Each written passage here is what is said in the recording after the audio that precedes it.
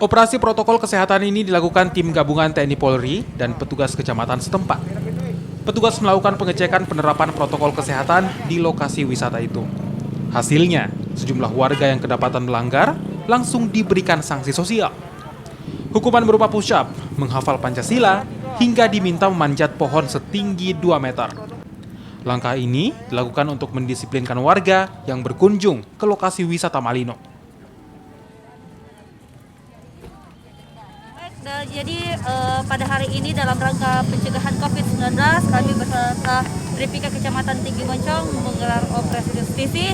Jadi terdapat pelanggaran-pelanggaran yaitu Perda Kabupaten Goa nomor 25 tahun 2020. Nah, tadi ada beberapa pelanggar yang diberikan sanksi sosial, ada yang manjat pohon, ada yang push up, hafal Pancasila dan sebagainya.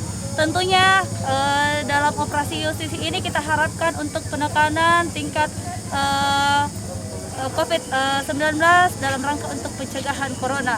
Oleh sebab itu kita berharap